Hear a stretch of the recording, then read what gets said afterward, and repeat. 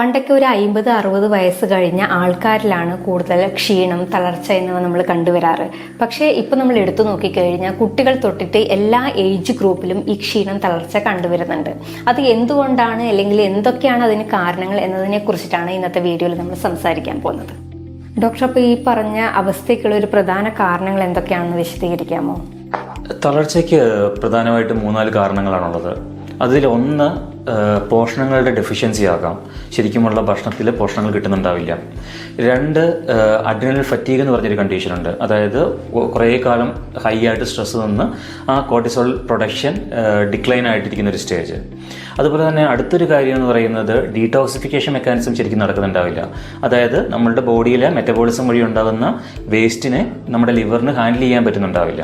അങ്ങനെയുള്ള കണ്ടീഷനിലും ക്ഷീണം വരാം. ചില ഹോർമോൺ ഇംബാലൻസുകളും ക്ഷീണത്തിന് കാരണമാകും. ഇൻസുലിൻ അല്ലെങ്കിൽ തൈറോയ്ഡ് ഹോർമോൺ അല്ലെങ്കിൽ ടെസ്റ്റോസ്റ്ററോണിൻ്റെ കുറവ് അല്ലെങ്കിൽ ഹീമോഗ്ലോബിൻ്റെ കുറവ്, ഇങ്ങനെയുള്ള കാരണങ്ങൾ കൊണ്ടും തളർച്ചയുണ്ടാകാം.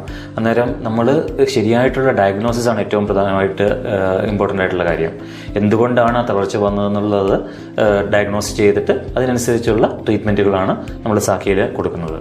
നമ്മൾ സാക്കിയിൽ എങ്ങനെയാണ് ഇങ്ങനെയുള്ള രോഗങ്ങളെ ചികിത്സിക്കുന്നത്? തളർച്ചയുടെ കാരണം കണ്ടെത്തിയതിന് ശേഷം അതിനനുസരിച്ച് എന്താണ് കാരണം, അതിനനുസരിച്ചുള്ള ട്രീറ്റ്മെൻ്റ് ആണ്. ഇപ്പം ന്യൂട്രീഷണൽ ഡെഫിഷ്യൻസി ആണെങ്കിൽ നമ്മൾ ന്യൂട്രീഷണൽ ഡെഫിഷ്യൻസിനെ കറക്റ്റ് ചെയ്യും. ഹോർമോൺ ഇംബാലൻസ് ആണെങ്കിൽ അതിന് ഉള്ള കറക്ഷൻസ് നമ്മൾ ചെയ്യും. ഡീടോക്സിഫിക്കേഷൻ ആണെങ്കിൽ, എസ്പെഷ്യലി ലിവർ ഡീടോക്സിഫിക്കേഷൻ ആണെങ്കിൽ അതിനുള്ള പ്രൊസീജിയർ ചെയ്യും. അതേപോലെ തന്നെ ടെസ്റ്റോസ്റ്ററോൺ പോലെയുള്ള ഹോർമോൺസിൻ്റെ ഡെഫിഷ്യൻസി ആണെങ്കിൽ അതിനെ ബൂസ്റ്റ് ചെയ്യാനായിട്ടുള്ള സപ്ലിമെൻറ്റേഷൻസും ഹെർബ്സും അങ്ങനെയുള്ള കാര്യങ്ങൾ നമ്മൾ യൂസ് ചെയ്യും.